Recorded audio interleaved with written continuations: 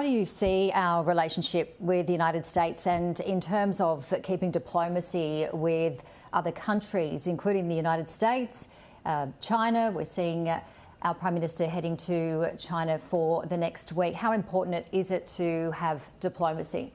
Well, it's very important that we have relations with both China and the United States. We'll always be closer to the Americans because we share values, and the closeness of values binds countries together more tightly than anything else. And I don't think we should be reluctant to say that because it's true.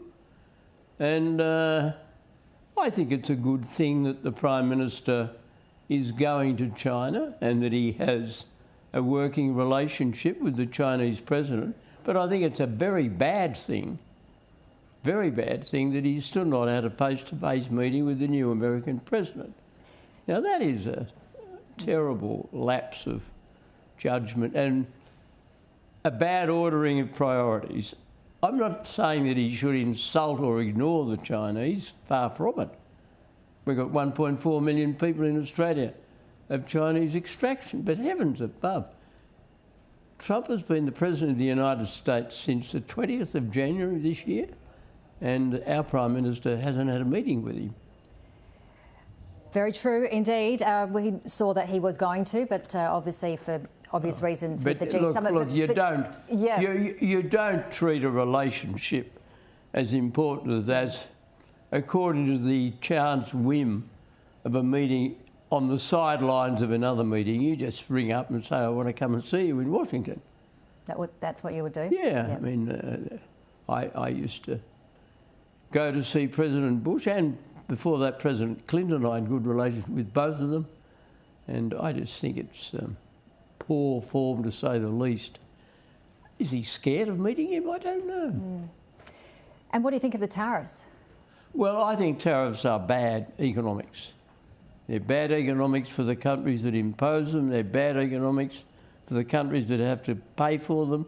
And they're particularly bad for the consumers who have to pay more. In the end, the payment stops with the poor old customer.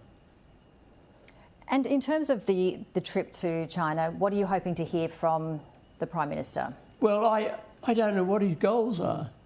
I mean, I welcome the fact that he's going. I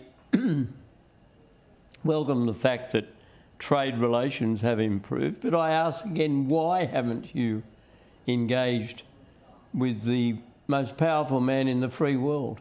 I mean, after all, whatever we may think of President Trump, I mean, I disagree with a lot of things he's done, not all of them, but a lot of them, both before he became president for the second time and since. But he's the leader of the free world. And the United States and Australia have so much in common. We believe in liberal democracy. We believe in free markets. We believe that the individual and the family are more important than any other institutions in society. Now, why don't we give effect to that in practice? If we go back to the federal election, we saw the Nationals do really, really well. Liberals, not so well. Obviously, we saw that split the first time in 38 years and they got back together very quickly. How do you see the current coalition? What do you want to see them do to potentially win the next election? Well, I think they have to focus on a coherent, clear, understandable policy setting, particularly economics. I mean, everybody's got their theory as to why the Labor Party won. The Labor Party did better in the election than I thought they would. I thought they would probably win, but I didn't think they'd win as well. And I think the absence of a strong economic alternative from the coalition was the major reason.